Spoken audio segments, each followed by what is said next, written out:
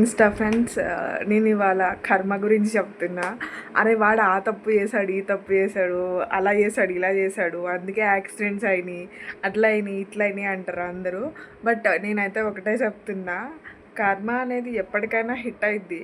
అది ఎలా వాళ్ళు అలా చేశారు, వీళ్ళు ఇలా చేశారని నువ్వు చెప్పుకోవడం కన్నా ఫస్ట్ నిన్ను నువ్వు చూసుకో ఫస్ట్ ఆఫ్ ఆల్. కర్మ అనేది నీ లైఫ్లో కూడా ఉండొచ్చు మేబీ. ఇప్పుడు ఫర్ ఎగ్జాంపుల్ డ్రైవింగ్ చేస్తూ ఏమైనా యాక్సిడెంట్ అయింది, వాడు ఏం తప్పు చేశాడు, వాడు ఏం పాపం చేశాడు, వాడి కర్మ అంటారు. నీకు చేతన అయితే హెల్ప్ చేయి.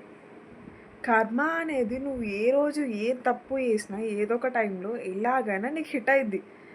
సో కర్మ ఎందులో నుంచైనా తప్పించుకోగలరు. ఇది వరకు పాత రోజుల్లో వచ్చే జన్మలో అనుభవించచ్చులే అంటారు. బట్ ఈ ఈ ఇక్కడ ఈ కాలంలో మాత్రం నీకు 1 ఇయర్ తర్వాత 2 ఇయర్స్ తర్వాత అయినా కర్మ అనేది ఎప్పటికైనా హిట్ అయింది. కృష్ణుడు చెప్పాడనమాట ఈ మాట. కర్మ అనేది నీ లైఫ్లో ఎప్పటికైనా ఏదో ఒక రోజు నువ్వు తప్పు చేస్తే ఏదో ఒక టైంలో అది హిట్ అయింది. అది ఎలా ఏ రూపంలో వస్తుందో తెలీదు. సో బిలీవ్ ద కర్మ and believe the time also.